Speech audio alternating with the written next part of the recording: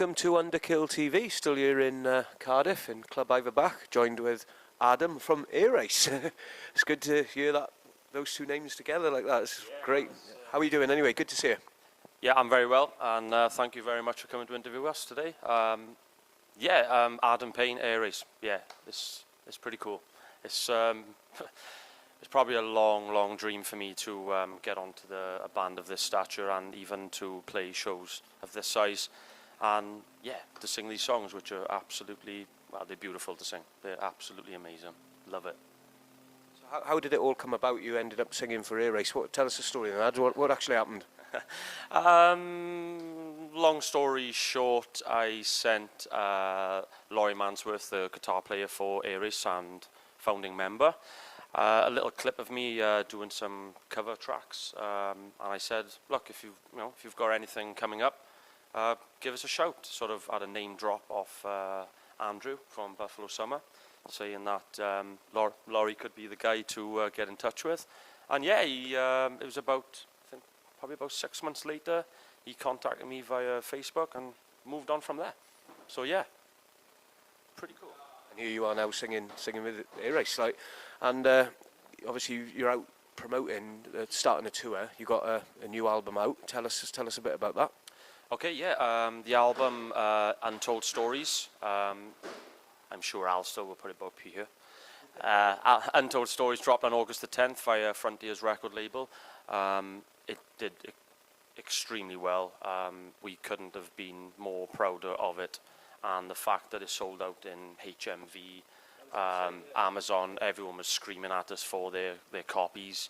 I think a few people are going to wait until these shows that we're on at the moment to even get a copy, because they still haven't had theirs, because it did go back into stock and it sold out again. So what more can we ask for? It's unbelievable. There's no doubt about Laurie being a fantastic songwriter and can pen an amazing song. How does this Untold Stories then compare to previous Airrace albums then? I mean, some people have said you would see the progression if the band hadn't have been away. You would see the progression, and it just, some other people say this is how Airrace would have sounded in the modern day if they'd have kept going all those years. Would you agree? Yeah, it's a tough question to answer. Obviously, I'm not even old enough to be in the band from the '84 Shaft of Light album. But yeah, from what I can gather from Laurie, I think if time permitted, I think the band would have progressed exactly to how this album sounds now, which is all of his influential musical heroes all put into one, and obviously the skill of his songwriting and playing. And yeah, he's just made an absolute whomping album. There is no more to say about it. It's pretty huge. Love it. And any standout tracks that you're particularly proud of singing on the new album and that? Ooh, tough one. I think it all stems back to Eyes Like Ice, because that's where me and Laurie first sort of start and get together. The first opening line has some history on it. Let me tell you how it all began. So that's literally how it all began. It is from that song. So Eyes Like Ice is up there for me. I think Summer Rain is a pretty cool track. It's very easy on the ear for radio listeners. Different but the same, probably one of my biggest accomplishments, along with the song Innocent. So yeah. And what's the plan for Airrace obviously we're at the end of, sort of the tail end of 2018. What's the plan with the band now? I know you're just starting your UK leg of the tour with The Treatment and Tequila Mockingbird, so it's a fantastic lineup. So what's the plan with Airrace now? Where'd you go from here?